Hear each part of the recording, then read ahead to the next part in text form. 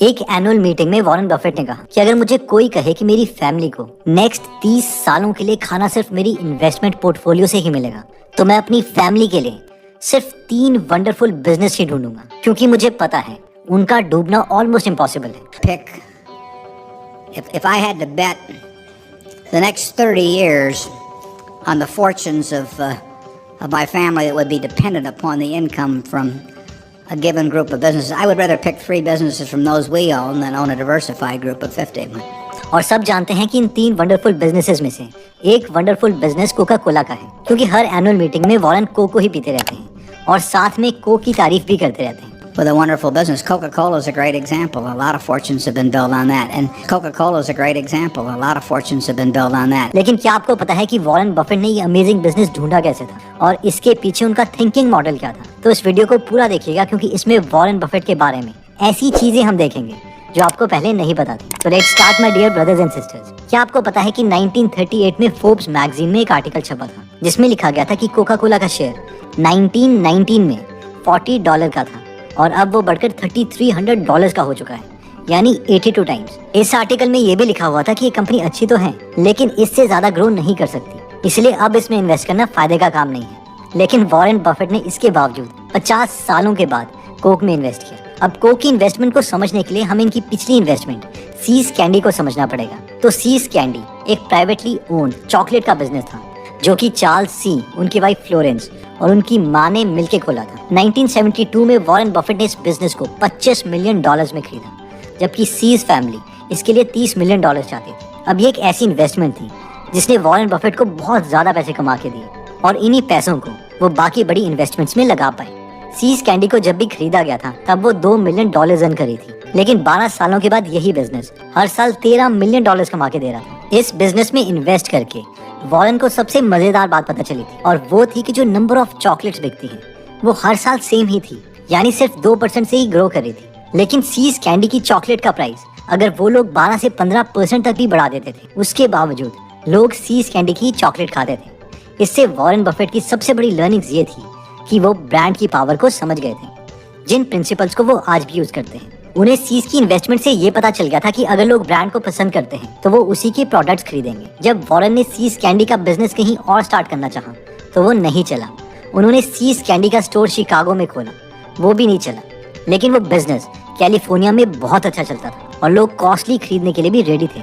In short, it was a local brand. लेकिन जब कई सालों के बाद कोक में इन्वेस्ट करने का ऑप्शन वॉरेन बफेट और चार्ली मंगर के पास आया, तो उन्होंने देख लिया था कि कोक की ब्रांड वैल्यू पूरी दुनिया में है।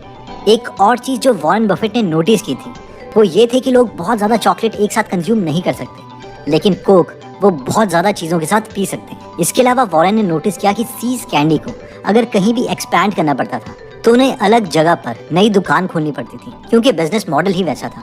लेकिन कोक के साथ वैसा नहीं था। अब हम में से कई लोग बोलेंगे कि वॉरेन को इतना सब कैसे पता चला। तो ये सब पता करने के लिए वॉरेन बफेट और चार्ली मंगर दोनों ने कोका कोला की हर एक साल की एनुअल रिपोर्ट पढ़ी जब से वो पब्लिक हुई थी, यानी 1919 से लेके 1988 तक, जब उन्होंने कोक में फर्स्ट टाइम इन्वेस्ट किया, यानी करीबन 70 एनुअल रिपोर्ट्स। और हम लोग तो बस 1 या 2 एनुअल रिपोर्ट्स पढ़ के समझते हैं कि हमने फंडामेंटल एनालिसिस कर ली। एनीवेज, इतनी एनुअल रिपोर्ट्स पढ़ने के बाद उन्हें बहुत सारी चीजें पता चली थी। पहली चीज ये थी कि कोका कोला का पब्लिक होने के बाद 1939 से 1945 के बीच में सेकेंड वर्ल्ड वॉर भी हुई थी। 1950 से 1953 तक कोरियन वॉर भी हुई थी। बीच में पता नहीं क्या क्या हुआ था, लेकिन इन सब सालों में एक बार भी ऐसा टाइम नहीं था कि कोक ने आके कंपैरेटिवली अगले साल कभी कम कोक बेची हो। हर साल वो ज्यादा नंबर ऑफ कोक्स ही बेचते थे। तो नेक्स्ट सवाल जो वॉरेन बफेट और चार्ली मंगर के मन में था वो ये था कि Coca Cola as a company अभी कितनी और ग्रो हो सकती है। इसके लिए जो थिंकिंग मॉडल इन दोनों ने यूज किया वो ये था कि हर इंसान को जिंदा रहने के लिए हर रोज पानी तो पीना ही पड़ता है, और जो ह्यूमंस हैं वो नॉर्मल पानी के कंपैरेटिवली फ्लेवर्ड वाटर पीना ज्यादा पसंद करते हैं। हमें से जिन लोगों को नहीं पता, तो कोका कोला कंपनी का सिर्फ एक ही प्रोडक्ट नहीं है, बल्कि उनके बहुत सारे प्रोडक्ट्स हैं, including mineral water Kinley. Anyways, तो वॉरेन और चार्ली मंगर ने सोचा कि एट इन्फिनिटी एक ऐसा टाइम आएगा कि लोग सिंपल वाटर के साथ साथ कोई ना कोई फ्लेवर्ड वाटर जरूर पिएंगे, और उन प्रोडक्ट्स में कोका कोला का सबसे बड़ा शेयर होगा। इन शॉर्ट, कोक एक बहुत बड़ी कंपनी बन सकती थी। इसके अलावा कोका कोला की स्ट्रैटेजी के ऊपर भी वॉरेन को बहुत विश्वास हो गया था, क्योंकि इनका बिजनेस मॉडल बहुत ही एसेट लाइट बिजनेस मॉडल था। यानी इनका खुद का खर्चा इसमें बहुत कम आता था। अब खर्चा कम करने के लिए क्या करते हैं कि ये सिर्फ कॉन्सेंट्रेटेड सिरप बनाते हैं कोक का, और ये सिरप बेचा जाता है बॉटलर्स को, और ये बॉटलर्स ही इस सिरप से कोक बना के पूरी पैकेजिंग का खुद खर्चा उठाते हैं। बॉटल्स या कैन के ऊपर कोका कोला की स्टैंप लगा के बेचते हैं सुपरमार्केट या रिटेल स्टोर्स में।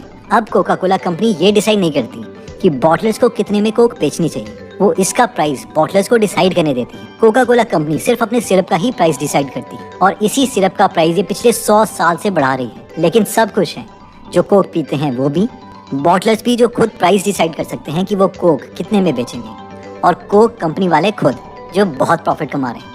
आई मीन हमें इस बिजनेस मॉडल को अप्रिशिएट करना चाहिए कि लोगों तक कोक पहुंचाने के लिए कोक खुद बहुत ही कम पैसे खर्चती है।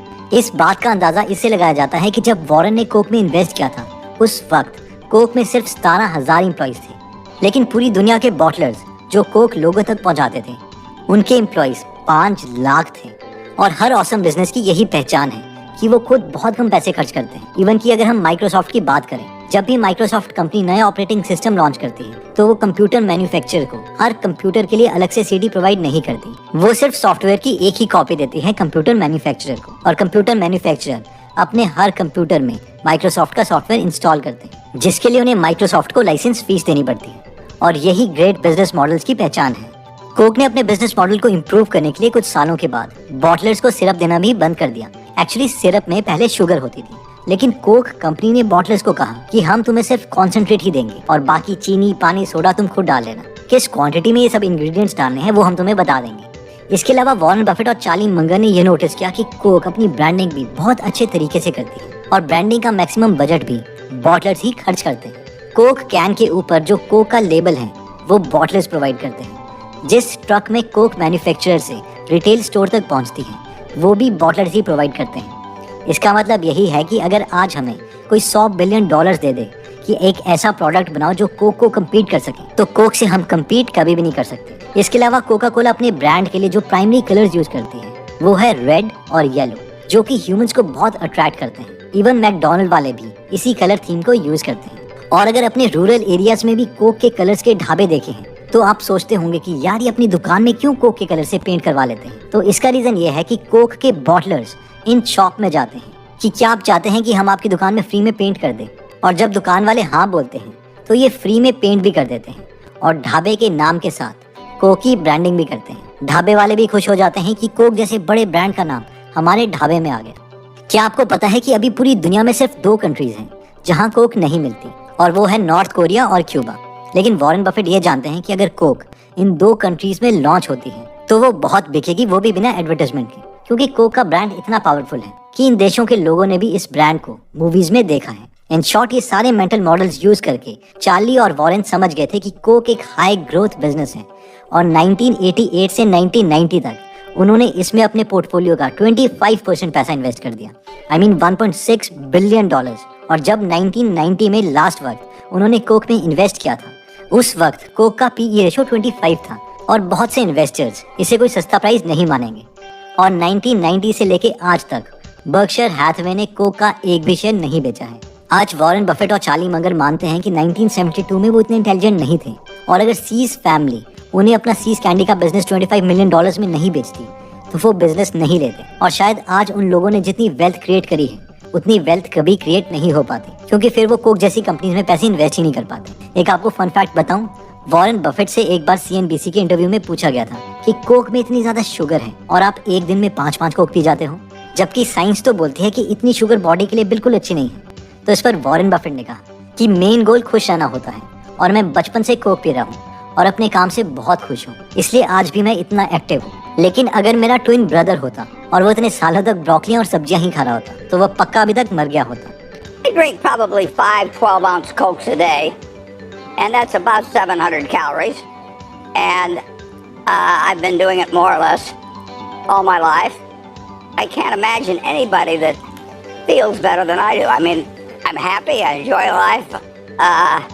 And I've always wondered if I'd had a twin and he had to eat broccoli and asparagus and Brussels sprouts and done it every day, and I'd been drinking my Coke and eating potato chips, and there are some cookies that also have 100 calories per ounce. Which of us I think the other guy would be gone. I mean, I think. अब obviously ये joke ही था, but being on the safer side हम इतनी ज्यादा ये Coke वगैरह ना ही पिए तो बेटर है। एनीवेज मेन पॉइंट में आते हैं। इस पूरे वीडियो में इस केस स्टडी की लर्निंग ये है कि 1 सबसे बड़ी कंपाउंडिंग नॉलेज की है। आज का सीखा हुआ थिंकिंग मॉडल 5 या 10 साल बाद काम आ सकता है। जितनी जल्दी हम चीजें सीखेंगे उतनी ज्यादा नॉलेज कंपाउंड होगी। क्या आपको पता है कि बर्कशायर हैथवे की एक एनुअल मीटिंग में 11 साल की बच्ची ने वॉरेन बफेट से पूछा था कि मुझे कोई फाइनेंशियल एडवाइस दो। तो इस पर वॉरेन बफेट ने कहा कि देखो, शुरू के ईयर्स में जितनी जल्दी नॉलेज तुम गेन करोगे वो फ्यूचर में बहुत यूजफुल होगी, क्योंकि नॉलेज का कंपाउंडिंग इफेक्ट बहुत ही ज्यादा फायदा देता है।